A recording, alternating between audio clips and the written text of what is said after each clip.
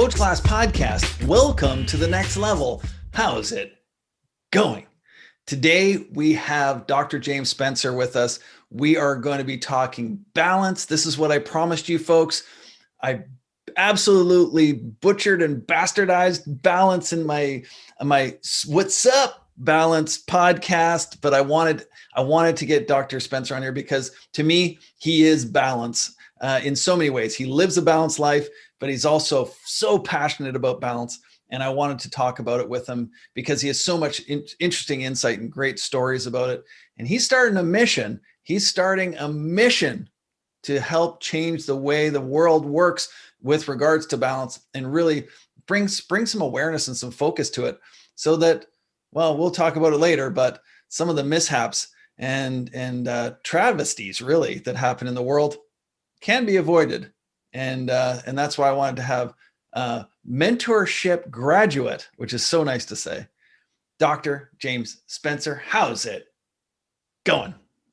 Coach, always a pleasure to see you. And man, like I said to you earlier, you're looking lean and mean, man. Keep it up. It's the shirt. It's the black shirt. If I stood up right now, you'd be like, whoa, hey, muffin top. No, I'm joking. Yeah, thanks for having me on the show, man.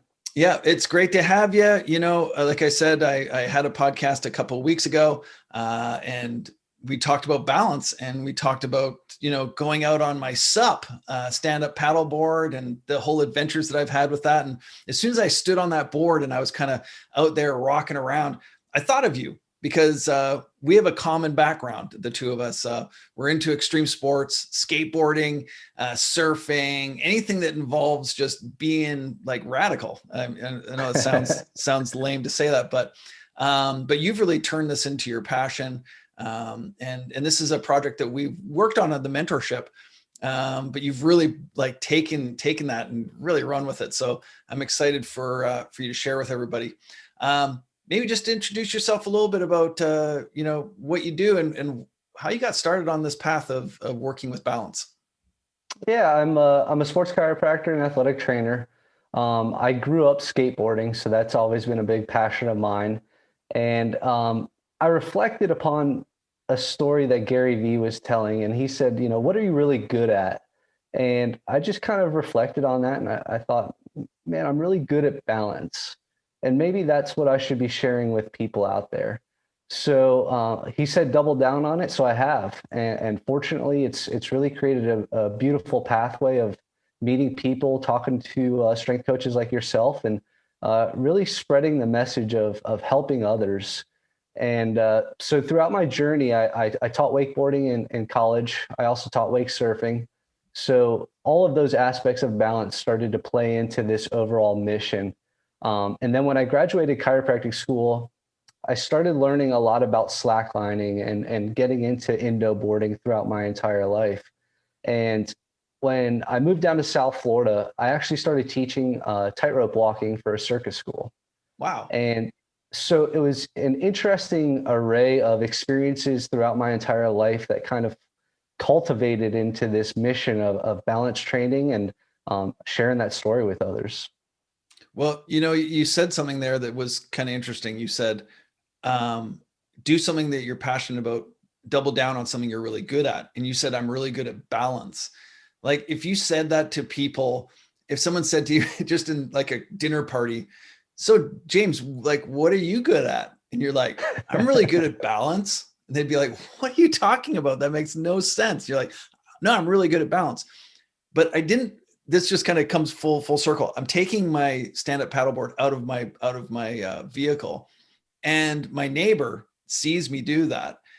And he's not the most athletic guy in the world, but he looks at me and he goes, you do that? Like you could stand on that thing? And I'm like, yeah. He goes, how many times did you fall in? I'm like, I did a 9-kilometer like paddle. I didn't touch the water once. He goes, oh, I can't do that. Like I would fall off the first second. I'm like, why? He goes, because I don't have good balance. And I was like, you don't have good balance? Like, what do you mean? Like, who doesn't have good? It's not years of skateboarding, doing manuals, ollie to manuals, nose wheelies, 360s, snowboarding, getting on an edge, getting off an edge, water sports. Like if your nervous system has been doing this since like basically birth, you're going to have good balance. So is that kind of like your road? It sounds like you like throughout your entire life, you've been really challenging your nervous system on a daily basis. It is true. And fortunately for my mom, she also documented my developmental stages. So I didn't wear shoes for the first 2 years of my life. Wow, that's So good. I think that also plays into, stimulation to the brain, stimulation to the feet. So that and really like you to confirm what you were just saying about the nose manuals and awling and stuff like that. As you age and you grow up, and I mean, I'm 36 and I can still do all of those tricks, if not better than when I was 12. So it's fun and it's enjoyable. Okay, I'm just going to give you a little caveat here. 38 years old, which is 10 years ago. My son was starting to skateboard, so I started going to the skate park with him. Well, I was like, I'll bring you to the skate park. But it brought me back to my skateboard days. So I was riding the quarter pipe. I'm, sliding down rails. I'm alling up and down stuff, having a great time. And then I used to be a half pipe guy too. So we went down to another skate park which had a bowl. And I've told the story on the podcast before, but I went snake run into this bowl and I went way too fast. No helmet, no pads, wasn't really prepared for it. Went way too fast. And I was just like, fear jumped in. I was like, oh, I'm going to launch myself into the air and I don't have any recourse if this doesn't go well. So I jumped off the board and slammed into the wall with my foot, my heel of my foot. And I've almost broke my calcaneus. Like it was bad. Like I was out for a long period of time. And since then, my body will not allow me to like even like I carve. I've got a carving board, which is like a surfboard on wheels. Uh-huh. And my body will not allow me now to even think about falling off stairs or going down a rail. There's no chance. So I'm just letting you know, 38, I still had it. 48, hell no. I'm not I'm not letting that board come off my feet. Your amygdala is saying, hell no. Yeah, exactly. And I want to go into that too. Let's geek out. I want to go into some of the changes that go through your lifespan.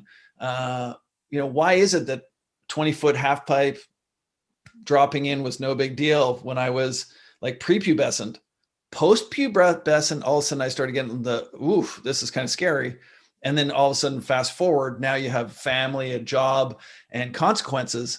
And all of a sudden, these things really freak you out. Is it consequential, like the construct of the environment, or is it more our body has a self-regulating? What is that? Yeah, it is the formation or the development of the amygdala, which is the fear center. And as we age, it really starts to engrave in us, and we learn, all right, risk reward. I do have bills to pay. I do have kids to raise. I do have responsibilities. And when you're a kid, your whole goal is just to play and have fun. Just be rad. Exactly. So 100% to confirm what you just said is what happens. Okay. So I'm not off base there, but there are actual physiological changes also in the body. So you might have, your fight or flight, and you got your also the cognitive center of your brain that can reason and give like, hey, this is probably not a good idea. Correct. And I know like my son being, 16 years old, that part of the brain doesn't function properly at 16 because it's just flooded with hormones and change and body change. So he does things that on his mountain bike, he's a downhill mountain bike guy, and he does Love things it. on his mountain bike that I'm just like, what is that?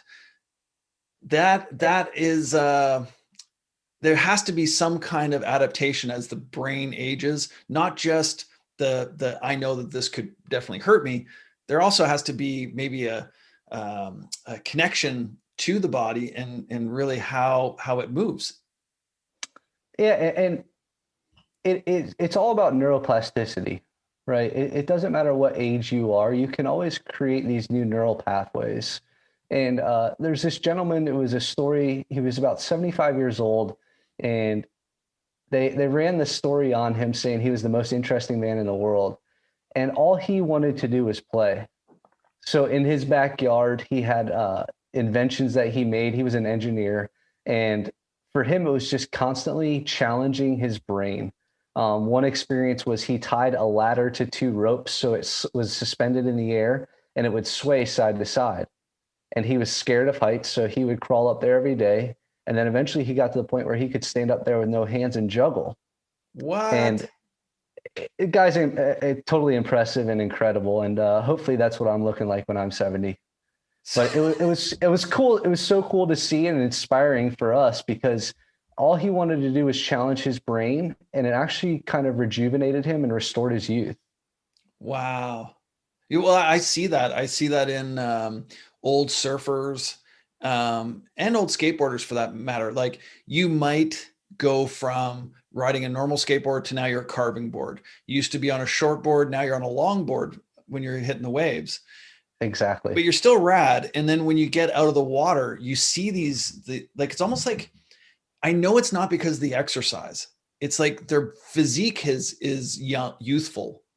And it's not just from popping up and surfing and paddling. I know that. I think there is hormonally a response. If you're telling your brain you're young, if you're telling your brain that you still like can express your creativity in a rad way, your body is going to respond and it's going to stay youthful. I truly believe that.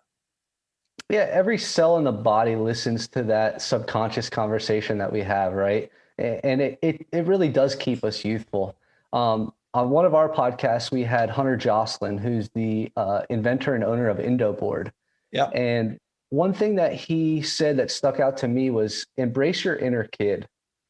And that's something that, it's like a slogan that I live by now because more people need to enjoy the youth. And to your point, when you were 38 and you felt like you were 10 again or 15 again, skateboarding with your son, it just rejuvenates us and restores us. And he said his mom's 90 something and she's still riding the Indo board.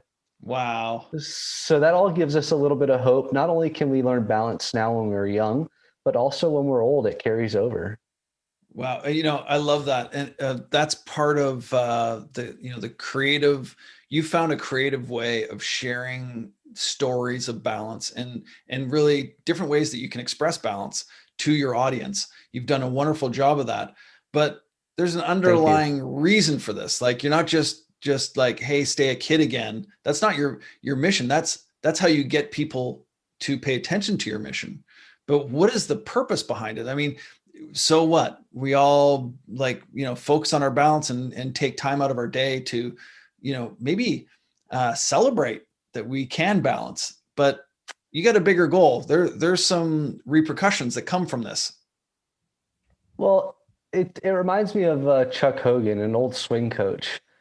There was times where people would hit a PJ Tour shot and they would never cheer after. And he would make them cheer like, hey, be a little kid again. After you scored your first goal in soccer, what'd you do? You were excited as hell. You'd Right. run around with your friends. And that's really what people need to do again. They need to restore that youth and have fun because life is too serious. And balance training is just one avenue to show people really how to enjoy that again. But let's talk about the risks of some of the stats. Seniors Yeah. falling. They say that seniors, and I got this from Mark Smith, who works with a lot of seniors, and he's like a cardiovascular. He's known for his super interval training and all that kind of stuff. But he does work with a lot of seniors in Palm Springs, and he said usually if they have a fall, they trip over something, let's say they break a hip. I know that's like like everyone goes, oh, break a hip. But he said that's not what kills them. What kills them is they go into the hospital to get treated for it. They get pneumonia and they die from that. He said that's a very common thing, but they would never have gotten there if they had worked on a little bit of balance, worked on crossover steps, work on stepping up and stepping down, deceleration training, that kind of stuff and don't do it at a high intensity, but challenge their nervous system on a daily basis, not just on the cart pushing forward and only moving in the sagittal plane. So you have some stats and some thoughts on really if we change balance, how it could help some of those seniors. Yeah.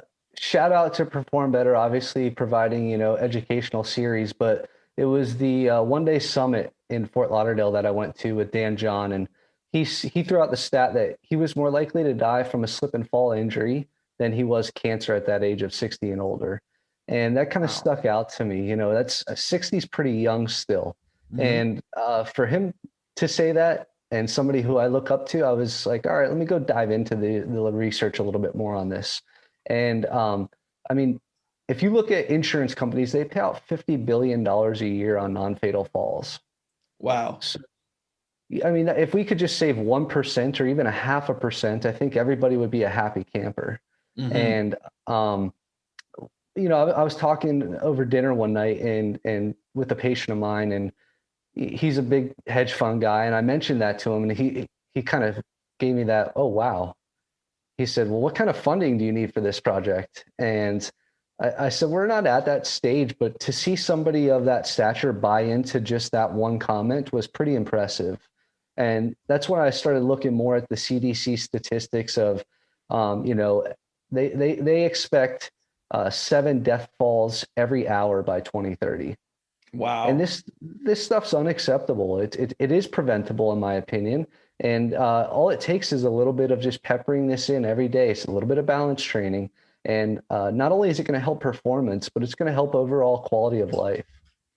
Well, I have to say, I feel like I failed you in the mentorship, because when someone says, what kind of funding do you need? And they're willing to take out their checkbook, you go, $250,000.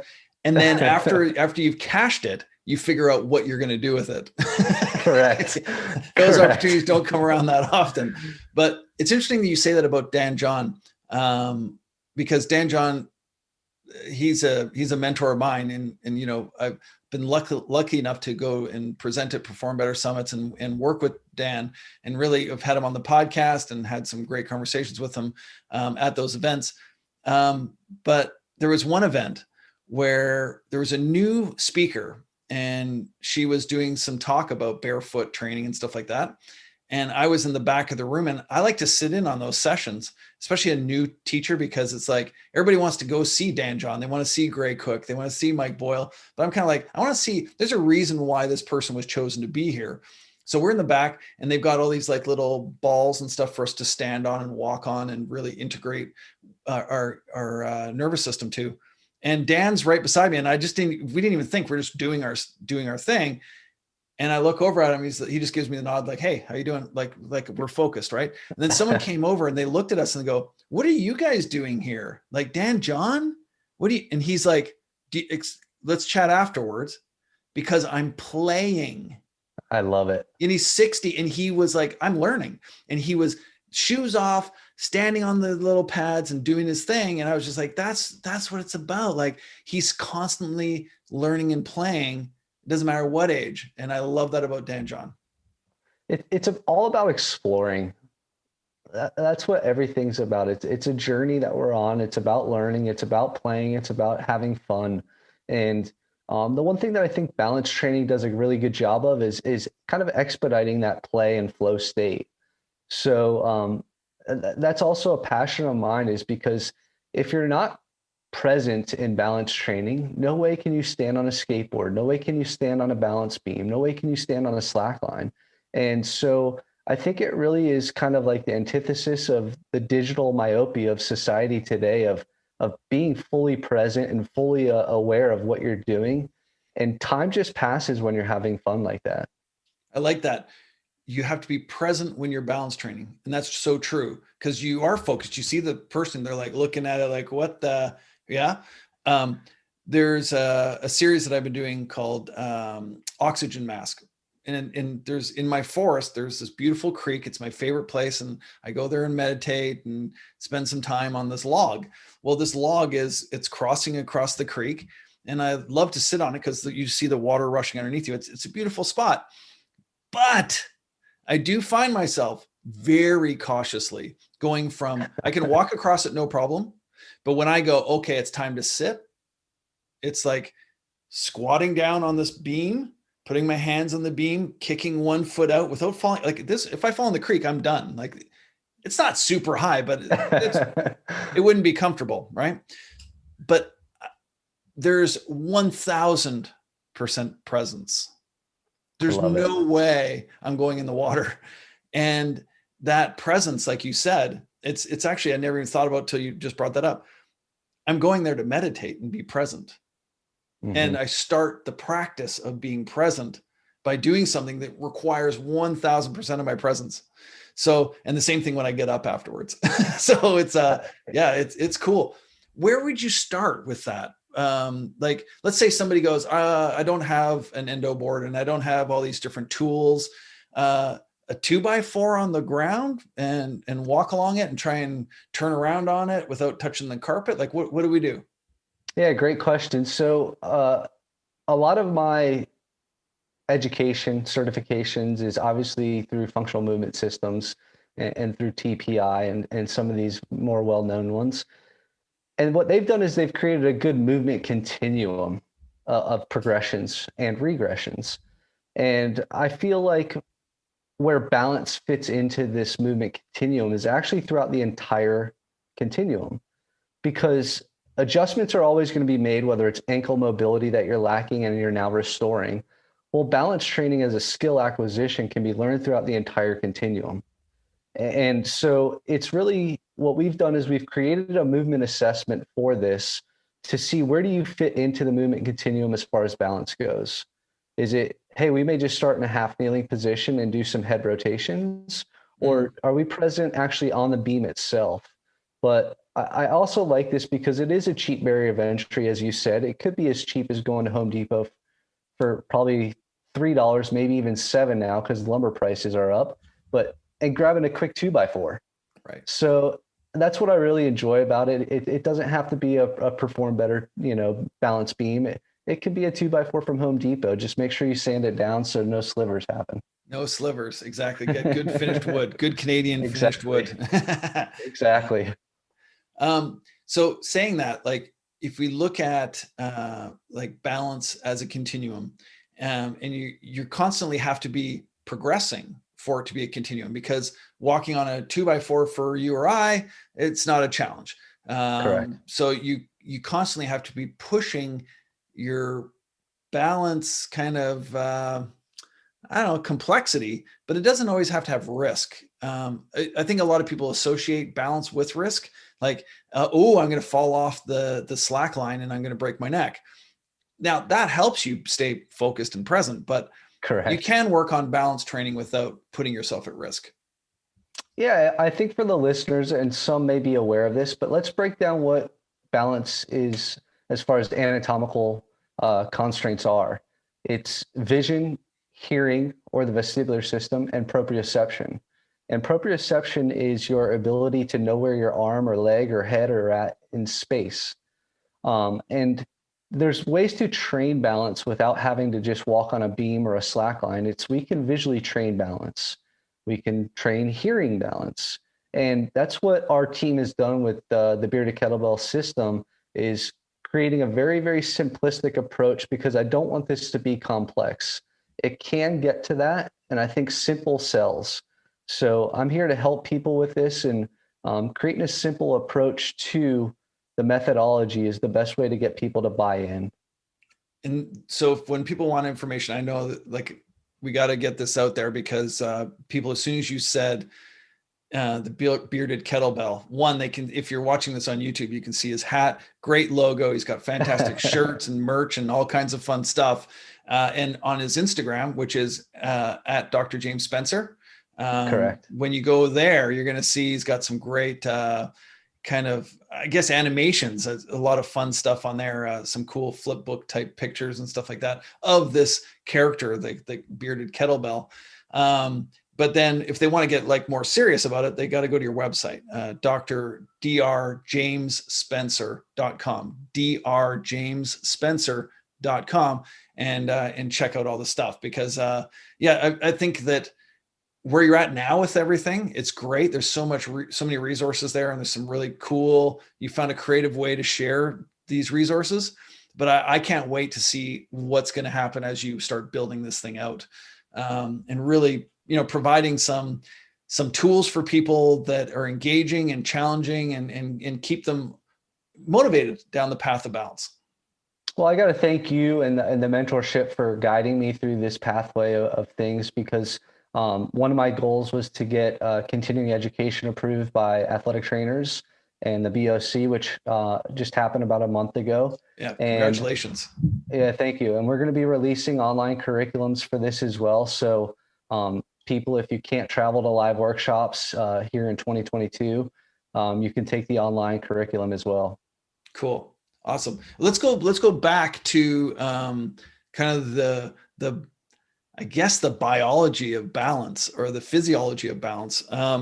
Because I always was fascinated when I learned in college about how the nervous system can adapt to the environment, receive information from the environment, and then make movements, corrective movements, or change, center of mass to center of gravity alignment. They can do all these wonderful things without this thing, the cannonball on top of your shoulders, without that being even involved. It's involuntary.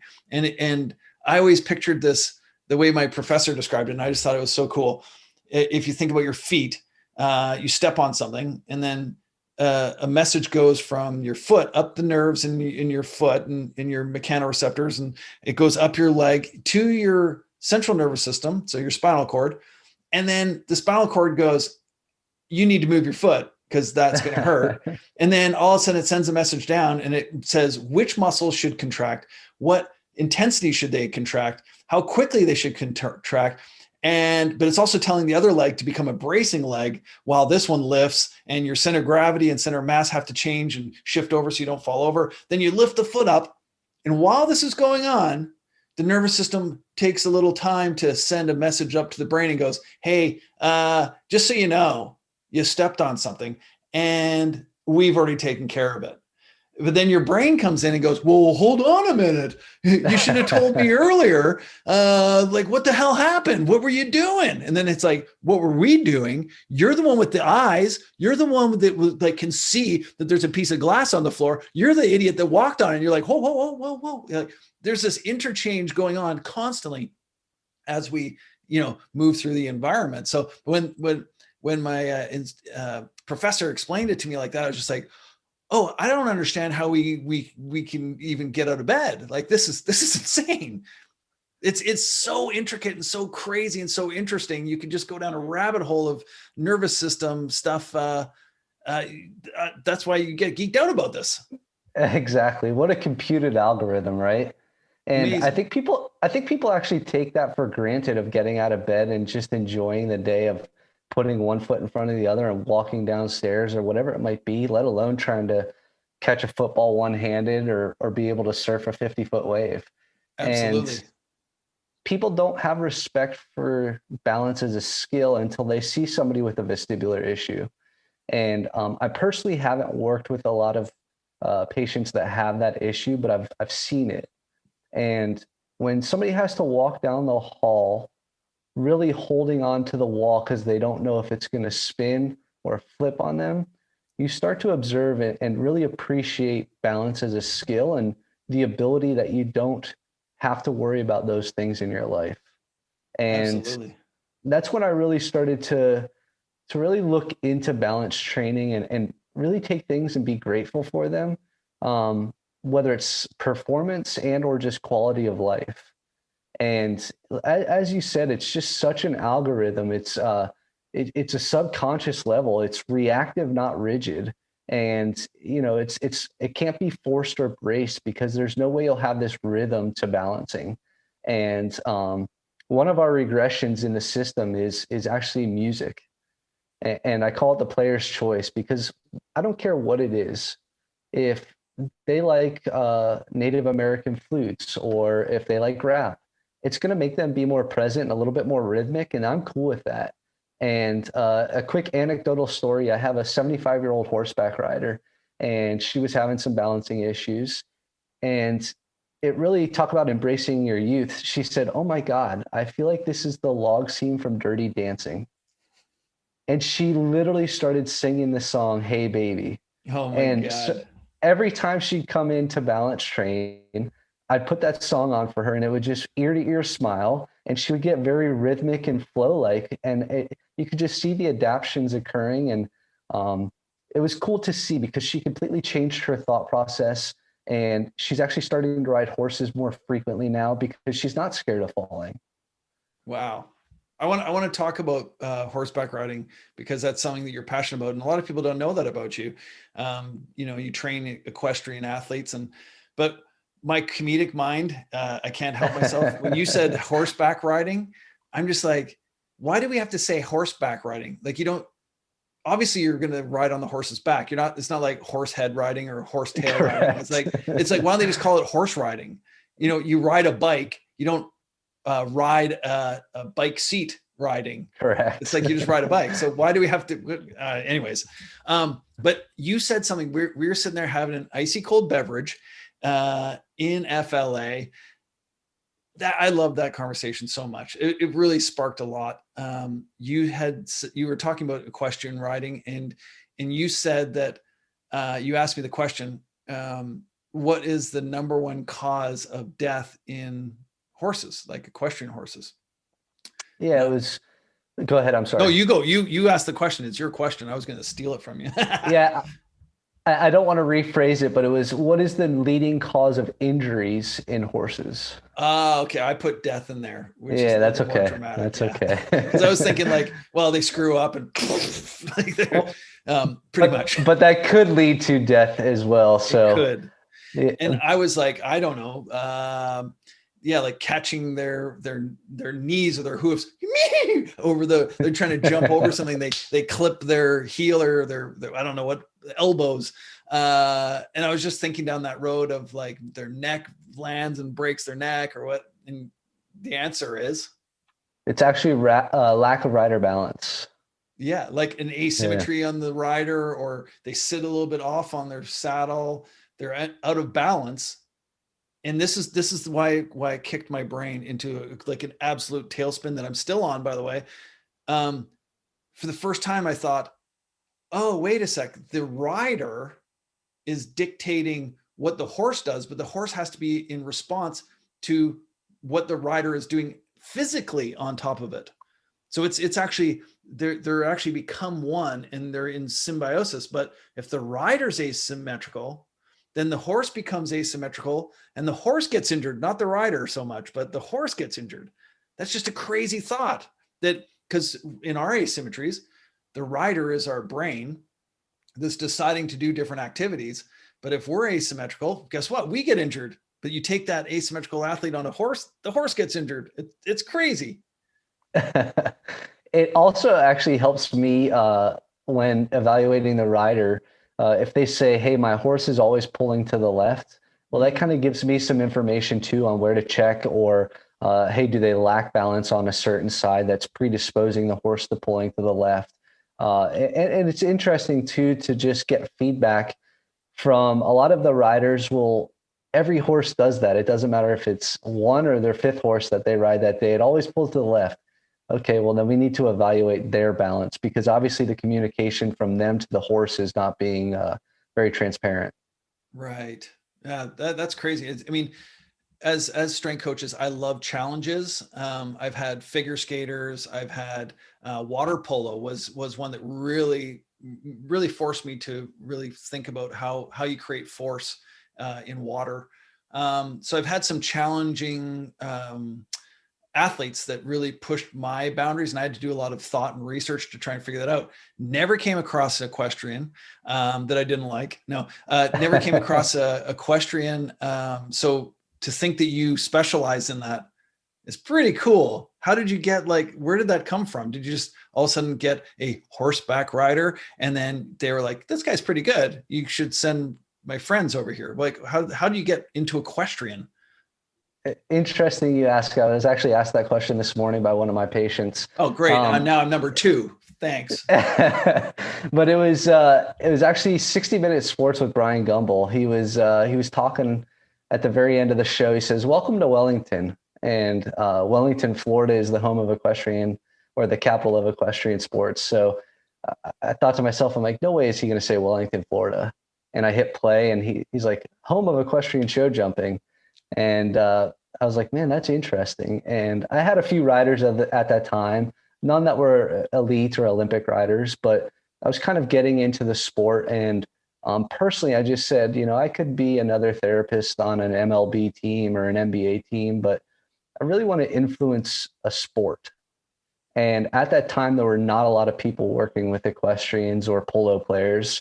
And that day moving forward is when I really started to dedicate my life to the sport of show jumping, dressage, and polo. And really, that's how I also got into a lot of the TPI stuff because, um, dynamic hip movement, thoracic spine rotation, it's all very applicable for our polo guys. And many of them don't train, which is just unfortunate. But the ones who do become very elite very quickly. Right. So So this is cool because you're at the forefront of this type of training. When you think about when we broke through in golf and became, started looking at golfers as athletes.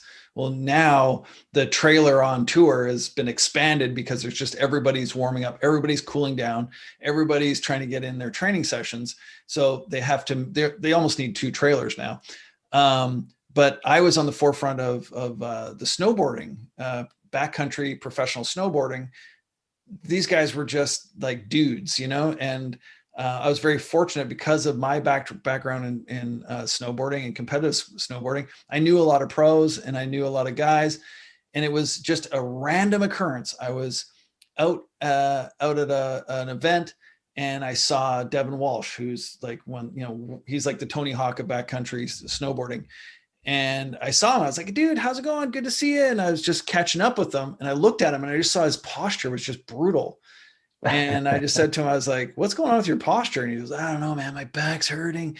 I keep on getting this up here. My shoulder's always bugging me. And he's like going on. And I was like, I could help you with that. Like I just finished college in human kinetics. Why don't you come in and I'll help you with that? And he's like, what? Well, it turned out he's a part of a team called the Wildcats, which was like a whole awesome. They had videos and all this kind of stuff. So I trained all the Wildcats. They all started coming in and training. Now, I'm saying that not because I'm not bragging about who I've worked with. The point is that the challenges that they gave to me without them even saying it, just watching them move and then looking at what they had to do, jump off 50-foot cliffs, spin 3 times and land. I was like, oh, wait a sec. I can't train them like a traditional athlete. I have to reinvent the way that we train athletes to specialize for these. I didn't know that was going to lead me to golf, and the exercises that I learned training snowboarders ended up really being my I guess it was my secret sauce when working with rotational athletes. So I see you on the forefront of equestrian and horseback riding. I can't wait to see where that leads you. You have no idea where the science and the systems that you're putting in place for those riders, where that's going to lead you. You have no idea. It could be professional surfing. It could be high lie, another prominent sport that's coming up. Who knows? Well, first off, that's a very magical story, not random. You guys were obviously meant to cross paths and to influence yourself and his as well. But um, I think I'm very blessed too that I'm willing to learn. I'm willing to adapt. I'm really excited to help a sport and influence the change of a sport. And the U.S. Polo Association, they wrote an article on polo for fitness, or fitness for polo. I'm sorry. And we were warming up with Indian clubs prior to one of our matches. And one of the photographers came flying up on us. He's like, hey, we've never seen this before. Do you mind if we shoot a couple of photos? And U.S. Polo Association just loved it because it was very unique. First off, most people don't know about Indian clubs, but to see them out there, it was something different, something foreign. And fortunately, that year, our team won the U.S. Open. Wow. So it also brought us a lot of credibility to what I was doing and their style of training as well. Cool. Wow. I mean, I'm excited for you. I'm totally geeked out and I can't wait to see the stuff that you come up with. I Thank always you. enjoy when we meet up. Well, it's been a couple of years now because of, everything that's been going on, but we meet up in Florida every year. And sit around and have these kind of conversations. And, you know, they're not they're casual because we're, you know, enjoying time with each other and having a beer, but really it's an opportunity to really pick each other's brains. And the rest of our expert group of Dogtown diehards. And so when we pick each other's brains, what I'm left with is this, you know, one, a need to learn, because I'm realizing that other people are going off into other directions and you know, interesting things and learning a lot, but also a need for, I guess, community, like the shared community where we can go off and learn about, like, it's like travelers that go off to a weird land and go, look at, I brought back this spice. And it's like, wow, what can we do with it? Oh, you got to taste it. It's wonderful if you mix it like this and do this. That's basically what we're doing, but we're doing it in all different sports and coming back to this Dogtown hub where we can share these thoughts together. So I look forward to doing that again. You know, hopefully it's, I guess maybe January in Florida. I don't know when I'm going to be back there, but Fingers crossed. I know, hopefully very soon, what geeks you out outside of balance? Because that's kind of your specialty. There must be some other things that, you know, where your brain's kind of like wandering off. Is there anything that if we were having our Dogtown meeting right now that you might want to chat about, or a topic that you'd bring up? Yeah, juggling. Juggling. Yes. Wow. You're full circus, Yes. my man. Yeah, when I was in chiropractic school, slacklining and juggling were my two ways of kind of escaping from just studies and thoughts and everything else. And time just passed so quickly for me. And you know, for me, I think it's also one of those life skills and fun skills to practice, learn, and I've probably had this past year 5 new patients learn how to juggle who hadn't juggled before, and to see them laugh and smile and feel like a little kid again. It's just, between that and balance training, people are just really embracing their youth. And for me, I just like challenging myself to, hopefully I can start juggling 5 or 6 balls here pretty soon. Wow, that'd be impressive. I had to do that in college, learn the 3 balls, and Yep. as like a motor learning exercise. Failed horribly, by the way.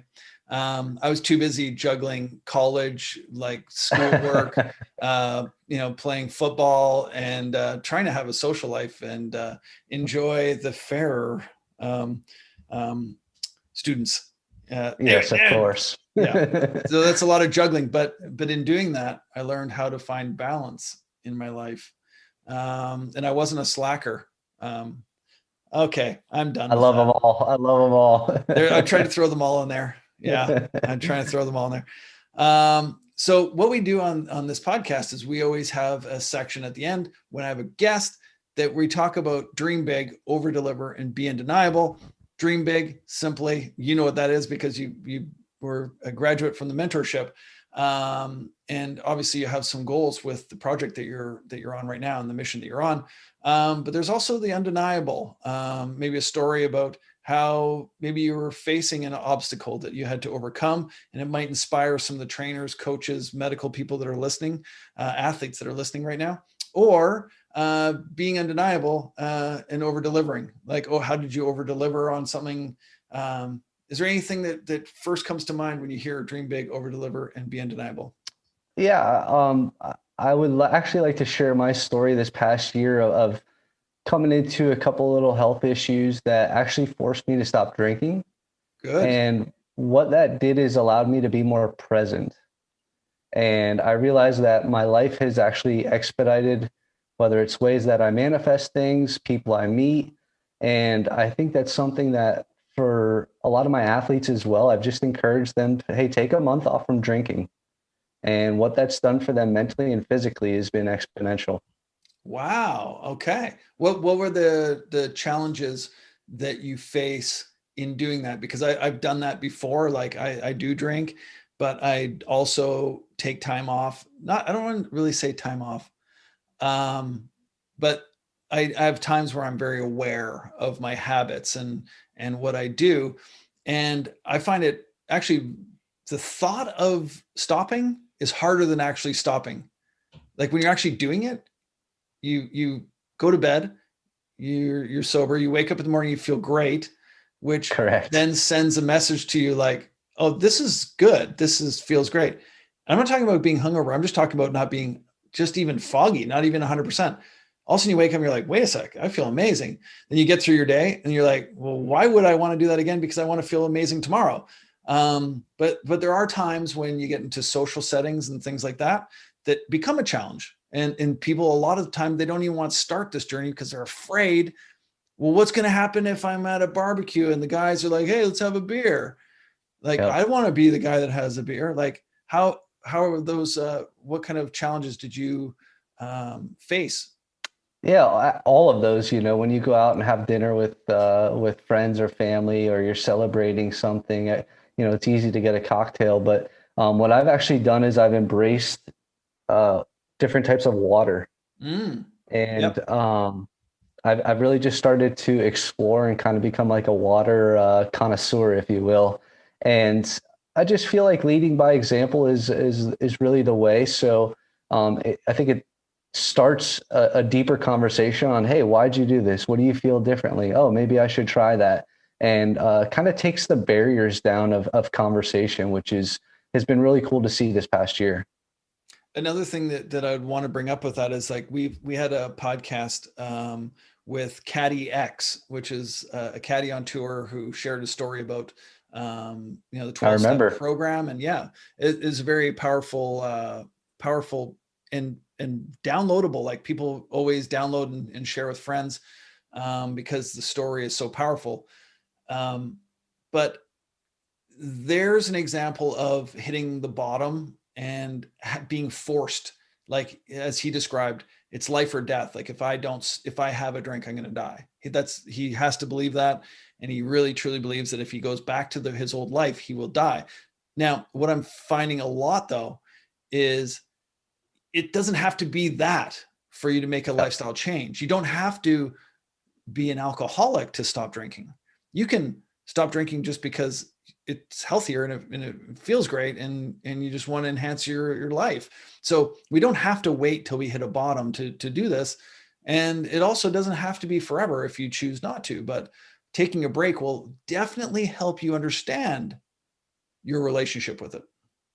Correct. And a lot of my professional athletes that I work with, I just, explain my story and then say, hey, it could be a great opportunity for you right now while you're rehabbing to kind of get that 1% that you're looking for, whatever it may be. And I've seen nothing but results from every single one of them. And they all know it. And like you said, they don't have to stop forever, but what an opportunity to get a little bit better when they're rehabbing or trying to meet that peak performance. Well, I've never heard anybody say the worst thing I ever did was stop drinking. It's so true. That was like the worst decision of my life. But yeah, so yeah, that's a great one. And I was really not expecting that conversation today, but yeah, that's powerful. Thank you for sharing that. Thank you, Coach. Yeah. So what I want to do is I want to have you back. I don't want to exhaust this because I want to get people thinking. I want people to listen to this podcast, start practicing your own balance challenges, like challenge yourself through balance and explore it and be a kid again and have fun with it. And then what we can do is we can have you back on after we've got some feedback from the listeners and people sharing their stories about how this podcast maybe helped them explore balance. And then we can go a deeper dive and catch up again on the same topic, maybe in a couple months. Beautiful. I look forward to it. Absolutely. So as always, we finish our podcast with dream big, over deliver, be undeniable, and cheers, everybody. Cheers. Yes. That was perfect. Welcome to the next level.